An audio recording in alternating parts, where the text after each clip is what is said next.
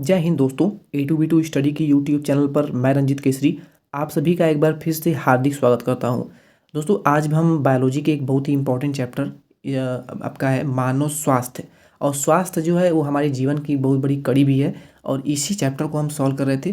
पिछली 3 क्लासेज में हमने इस चैप्टर को सॉल्व कर रखा है। ये हमारी तीसरी क्लास होने वाली है जिसमें हम इसी चैप्टर की जो इंपॉर्टेंट टॉपिक बचे हुए थे उससे रिलेटेड ऑब्जेक्टिव क्वेश्चंस को सॉल्व करेंगे। आपको बता दें इससे पहले हम आपको 75 क्वेश्चन करा चुके हैं और 80 क्वेश्चन हम आपको सॉल्व करा चुके हैं। 81 से आज हम क्वेश्चन को सॉल्व करना स्टार्ट करेंगे। इससे पहले अगर आपने उन वीडियोज़ को नहीं देखा है तो उन वीडियोज़ को देखने के बाद ही इसे देखें ताकि आपको क्वेश्चन अच्छे से समझ में भी आए। और पहली बार अगर चैनल पर वीडियो देख रहे हैं, विजिट किए हुए हैं, तो चैनल को सब्सक्राइब अवश्य रूप से कर लें।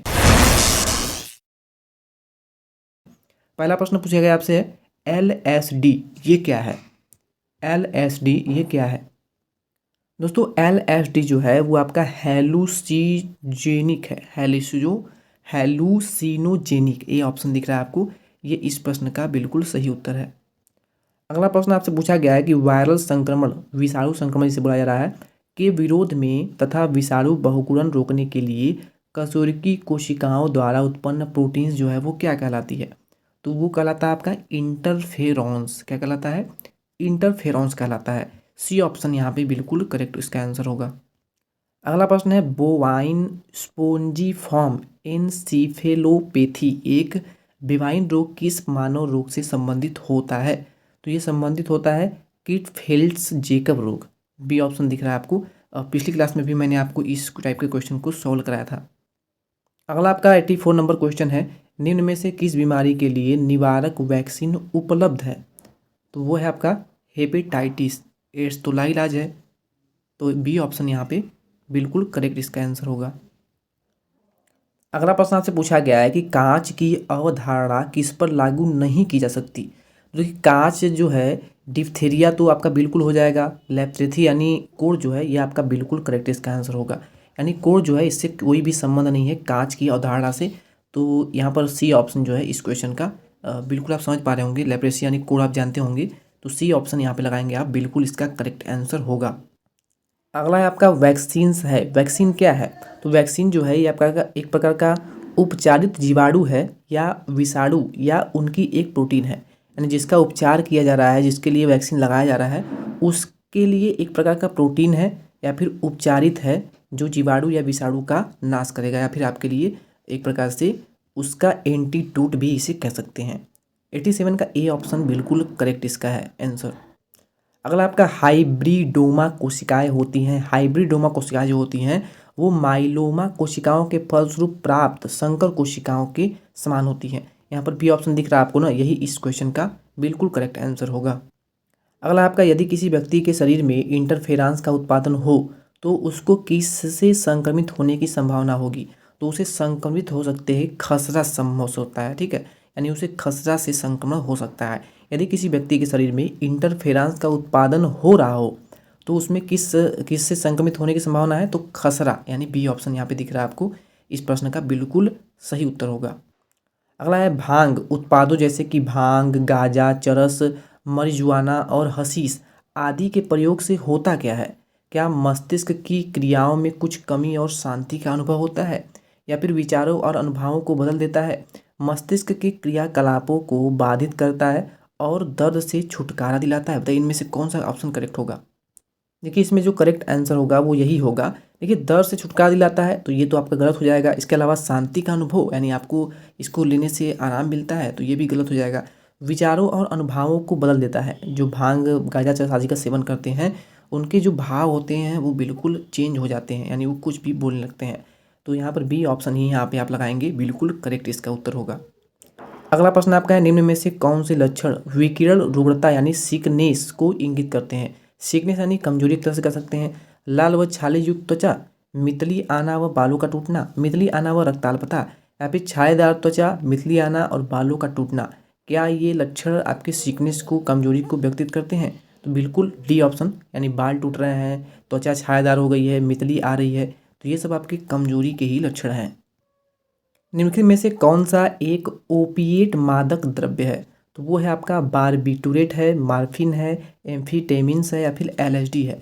देखिए इसमें पूछा गया है ओपिएट मादक द्रव, तो वो आपका मार्फिन, बी ऑप्शन लगाएंगे आप, बिल्कुल करेक्ट इसका आंसर होगा। अगला आपका प्रश्न है रासायनिक रूप से एक एंटीबॉडी होता है, तो एंटीबॉडी क्या होता है, प्रोटीन होता है।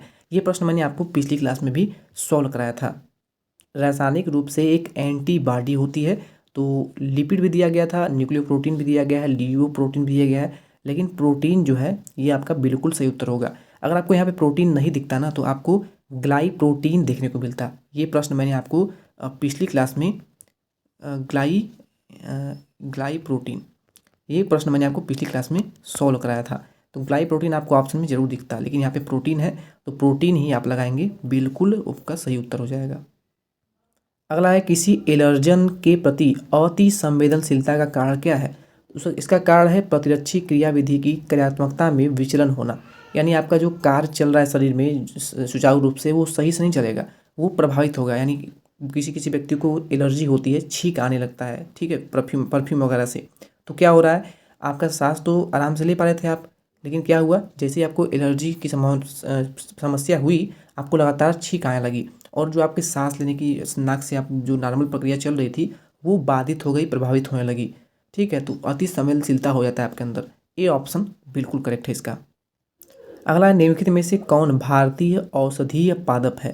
निम्नलिखित में से कौन है जो कि भारत में उत्पादित या फिर उत्पन्न या फिर एक प्रकार से भारतीय कह रहे हैं, क्योंकि भारत में ही बना हुआ होगा, तो भारतीय औषधीय पादप कौन सा है।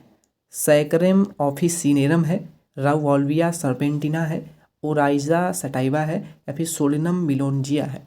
तो देखिए भारत में उत्पादित जो भारत में पाया जाने वाला औषधि पादप है वो है राउअल्फिया सर्पेंटिना। क्या है, राउअल्फिया सर्पेंटिना, बी ऑप्शन यहाँ पर बिल्कुल सही उत्तर आपका होगा। अगला बहुत ही मोस्ट इंपॉर्टेंट क्वेश्चन है, निष्क्रिय प्रतिरक्षा की खोज किसने करी थी। निष्क्रिय प्रतिरक्षा की खोज किसने की थी, तो वो की थी एमिन वॉन बेहरिंग ने। एमिल वॉन बेहरिंग जो थे, इस नाम के वैज्ञानिक ने ही निष्क्रिय प्रतिरक्षा प्रणाली की खोज की थी। तो इस प्रश्न को अभी के अभी आप सभी स्क्रीनशॉट ले लीजिए, क्योंकि बहुत ही मोस्ट इंपॉर्टेंट क्वेश्चन है और ये प्रीवियस ईयर में पूछा जाता है। देखिए दोस्तों, आप सभी ने अगर अब तक हमारी टेलीग्राम चैनल को ज्वाइन नहीं किया है, जिसका लिंक आपको वीडियो की डिस्क्रिप्शन में मिल जाएगा। टेलीग्राम के 2 चैनल हैं, एक है आपका टेलीग्राम का जो चैनल है वो मेन चैनल है, जिस पर आपको PDF स्टडी मटेरियल और डेली जो वीडियो क्लासेस होती हैं उसका नोटिफिकेशन वगैरह मिल जाता है, अपडेट वगैरह होता है। कई बार यूट्यूब जो है नोटिफिकेशन भेजना भूल जाता है, नहीं भेजता है, तो वहाँ पर आप टेलीग्राम पे ज्वाइन कर लेंगे तो आपको वहाँ पर नोटिफिकेशन मिल जाया करेगा। इसके अलावा जो टेलीग्राम का दूसरा चैनल है वो स्टूडेंट क्विज ग्रुप है, वहाँ पर आपको डेली क्विजेज कराए जाते हैं। जितने भी स्टूडेंट वहाँ पर जुड़े हुए हैं वो डेली क्विज दे करके अपनी परफॉर्मेंस को बहुत ही बूस्ट कर रहे हैं।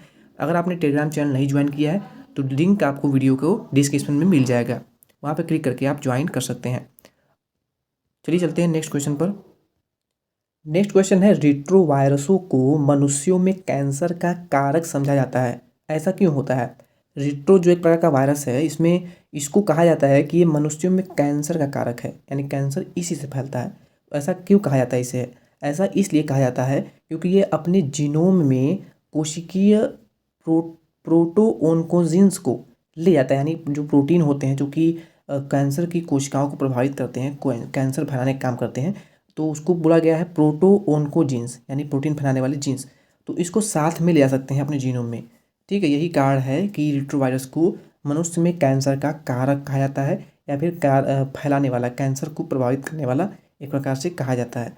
तो 98 का बी ऑप्शन जो भी स्टूडेंट लगा रहे हैं उनका आंसर बिल्कुल सही उत्तर आ रहा है उनका। अगला है, निम्नलिखित में से कौन सी बीमारी एलर्जिक प्रतिक्रिया के कारण होती है, यानी एलर्जी के कारण होती है। तो अगर आपको नॉर्मली किसी भी चीज़ से एलर्जी हो जाती है थोड़ा बहुत, ठीक है, तो आपको क्या होता है, फीवर, तो ये तो नॉर्मल है, फीवर तो आना ही है, और बाकी जो होना है तो होगा ही, लेकिन फीवर नॉर्मली आ ही जाता है।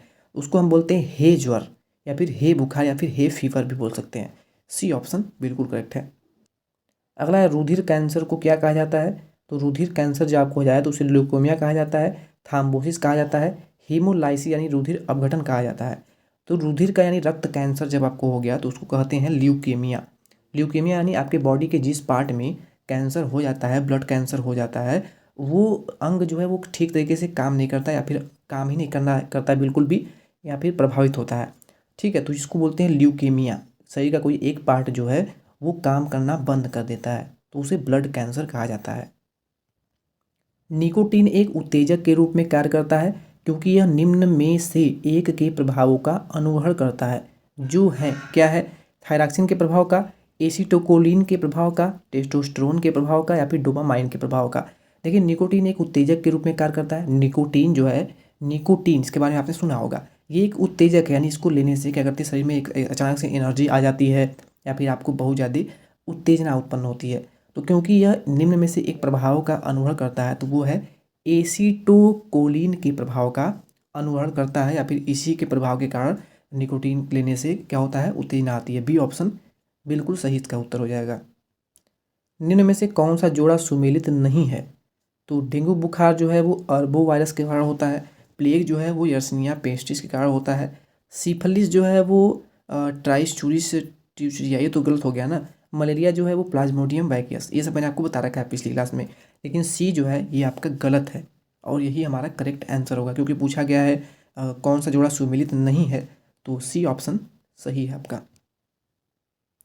निम्नलिखित में से किसका कैंसर सरकोमा कहलाता है? यानी आपके शरीर में विभिन्न प्रकार के ऊतक होते हैं, तो किसका जो कैंसर है जो कि सरकोमा कहलाता है? तो अगर आपके मेसोडर्मल ऊतक में, मेसोडर्मल टिश्यू में अगर कैंसर हो जाता है तो उसे हम बोलते हैं सरकोमा। ठीक है, याद रखिएगा, बी ऑप्शन बिल्कुल करेक्ट आंसर होगा। आपसे ये भी पूछा जा सकता था कि मेसोडर्मल ऊतक जो है उसे हम क्या कहते हैं, तो उसे हम सरकोमा के नाम से जानते हैं। ये सब आपको याद रखना है। बड़े पैमाने पर अंग प्रतिस्थापना की बाधा का कारण है। बड़े पैमाने पर अंग प्रतिस्थापना की बाधा का कारण है शरीर द्वारा बाहरी पदार्थों को त्याग कर देना। बी ऑप्शन यही इसका बिल्कुल करेक्ट आंसर है। नहीं तो अगर ऐसा नहीं होता तो किसी का हाथ किसी को लगा दीजिए, किसी का सर किसी को लगा दीजिए। ठीक है, ऐसा इसलिए नहीं होता है क्योंकि शरीर द्वारा बाहरी पदार्थों का त्याग करना, यानी अगर आप शरीर में कोई, आपके शरीर में सब कुछ सही तरीके से चल रहा है, आपकी बॉडी जो है वो सही तरीके से काम कर रही है, ब्लड बन रहा है सही तरीके से, प्रोटीन्स का सही से एब्जॉर्बेशन हो रहा है, ठीक है, आपकी बॉडी का विकास हो रहा है। लेकिन अगर कोई शरीर में बाहरी चीज़ आ गया, आपने मान लीजिए किसी ऐसे चीज़ को खा लिया या फिर निगल लिया, ठीक है, आपके शरीर में कोई चीज़ ऐसा प्रवेश कर गया जो बाहरी हो, तो उसे शरीर जो है एक्सेप्ट नहीं करता है, उसे जो है बाहर कर दे देता है। जैसे आपको आपने खाना खा रहे हैं, ठीक है, साथ में कोई पत्थर कंकड़ आपसे खा गया, ठीक है, खा गए आप, तो वो क्या करता है, बॉडी जो आपका है वो किसी प्रकार से उसको पचा करके 1 दिन 2 दिन जैसे भी करके शरीर से बाहर निकालने का प्रयास करेगा, उसको एक्सेप्ट नहीं करता है। और यही कारण है कि शरीर बाहरी चीज़ों को बाहर ही निकालने का प्रयास करता है। इसीलिए किसी बाहरी, आपकी बॉडी का एक सभी बॉडी का एक अलग डीएनए होता है, तो कोई अगर बाहरी चीज़ों को आपके शरीर से अटैच किया जा रहा है तो शरीर उसको एक्सेप्ट ही नहीं करता है। और सबसे बड़ा यही कारण है कि अंग, यानी जो ट्रांसप्लांट होता है बॉडी के किसी अंग का, ठीक है, बॉडी ट्रांसप्लांट, तो ये इसी कारण संभव नहीं हो पाता है। प्रतिरक्षा प्रक्रिया में भाग लेने वाली कोशिकाएं कौन सी है? तो आंख मूंद करके बताएंगे आप, लिम्फोसाइट्स। T4 लिम्फोसाइट्स कोशिकाएं जो हैं वो प्रतिरक्षा प्रक्रिया में भाग लेती हैं और सबसे ज़्यादा प्रभावित यही होती है जब आपको एड्स नामक रोग हो जाता है तो, ठीक है। और यहाँ से एक क्वेश्चन और बनता है, लिम्फोसाइट कोशिका में टी लिम्फोसाइट जो कोशिका होती है इसमें टी से मतलब क्या है? टी जो है वो क्या है? तो टी का मतलब होता है थाइमस। टी का मतलब होता है थाइमस, इसको याद रखिएगा क्योंकि इसे 3-4 क्वेश्चन बनते हैं और पिछली क्लास अगर आपने नहीं ली है तो इसको जरूर नोट कर लीजिएगा क्योंकि हमने पिछली क्लास में बता रखा है। अगला प्रश्न है, अफीम युक्त निद्राकारी है, यानी ऐसा पदार्थ, मादक पदार्थ जिसको लेने से आपको नींद आ रही है, तो वो आपका क्या है? भांग है, चरस है, हीरोइन है या फिर निकोटीन है? ऐसा कौन सा पदार्थ है जो कि निद्राकारी है, यानी आपको उसको लेने से निद्रा आती है? दोस्तों वो पदार्थ आपका है हीरोइन। ठीक है, यहाँ पर सी ऑप्शन दिख रहा है, यही इसका बिल्कुल सही उत्तर हो जाएगा। अगला प्रश्न है, मलेरिया परजीवी प्लाज्मोडियम वाइवेक्स के जीवन चक्र का एक भाग मादा एनाफ्लीज मच्छर में संचित होता है, तो वह क्या है? दोस्तों वो है लैंगिक जीवन चक्र। यहाँ पर ए ऑप्शन दिख रहा है, यही ऊपर वाला प्रश्न ही ऑप्शन ही इसका सही उत्तर हो जाएगा। अगला प्रश्न है, अफ्रीकन निद्रा बीमारी किसके कारण होती है? अफ्रीकन निद्रा बीमारी, अफ्रीका में एक बीमारी फैली हुई है जो कि निद्रा बीमारी है, यानी वो बीमारी इसको हो जा रहा है, वो बच्चा एकदम सो जा रहा है, मतलब बहुत सो रहा है, तो ये बीमारी इसलिए हो रही है क्योंकि उसको ग्रोसिना पैलपिलस द्वारा छोड़े गए ट्रिपेनोसोमा क्रैम्पियस के कारण, ये एक प्रकार का वायरस है जिसके कारण अफ्रीकन निद्रा बीमारी फैलती है। तो 108 नंबर क्वेश्चन का सी ऑप्शन बिल्कुल सही उत्तर होगा। अगला प्रश्न आपका है मेलिग्रेन टार्सियन मलेरिया परजीवी का वैज्ञानिक नाम है। मेलिग्रेन टर्सियन मलेरिया परजीवी का वैज्ञानिक नाम है, क्या है? प्लाज्मोडियम फैल्सीफेरम है, यहाँ पर दिख रहा होगा आपको, प्लाज्मोडियम वाइवेक्स है, प्लाज्मोडियम ओवेल है, या फिर प्लाज्मोडियम मैलेरी है। तो बताइए इनमें से कौन सा ऑप्शन जो है वो बिल्कुल करेक्ट होगा। बिल्कुल यहाँ पर जो भी स्टूडेंट बोल रहे हैं ए ऑप्शन प्लाज्मोडियम फैल्सीफेरम, ये इसका बिल्कुल सही उत्तर हो जाएगा। दोस्तों अगला प्रश्न है काला अजार व ओरिएंटल शोर फैला जाते हैं। बताइए काला अजार या फिर ओरिएंटल शोर यानी आवाज़ नॉइज फैला जाते हैं घरेलू मक्खी द्वारा, खटमल द्वारा, रेत मक्खी या फिर फल मक्खी द्वारा। तो इसका आंसर होगा रेत मक्खी द्वारा, ठीक है, इसके द्वारा ही नॉइज फैलता है। अगला प्रश्न है मलेरिया बुखार किसकी मुक्ति से जुड़ा हुआ है। मलेरिया बुखार किसकी मुक्ति से जुड़ा हुआ है?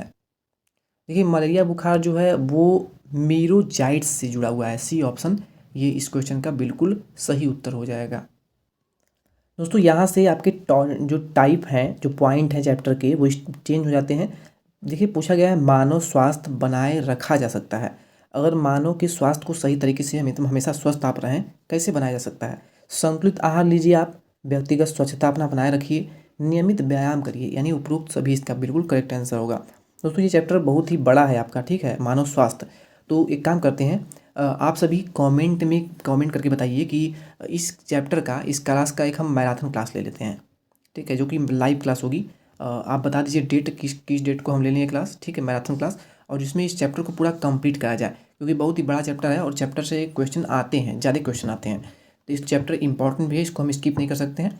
आने वाले कल की डेट से, नेक्स्ट क्लास से हम अगले चैप्टर को सॉल्व करेंगे और आपको एक डेट बता करके, ठीक है, आपको हम बता देंगे पहले से ही, आप लोग पढ़ के आइएगा।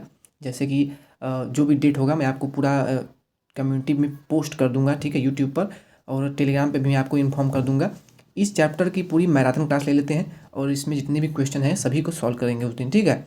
और ऐसे सॉल्व कराना संभव नहीं है, बहुत लंबी क्लास हो जा रही है, और लाइव क्लासेज में आपको पूरी चैप्टर को कंप्लीट करा दिया जाएगा, ठीक है। तो नेक्स्ट चैप्टर जो है, नेक्स्ट क्लास से हम नए चैप्टर को पढ़ेंगे। इस क्लास को यहीं पर एंड करते हैं। अगर क्लास अच्छी लगी हो तो क्लास को लाइक और शेयर करना बिल्कुल भी नहीं भूलिए, और पहली बार चैनल पर वीडियो देख रहे हैं तो चैनल को सब्सक्राइब कर लीजिएगा।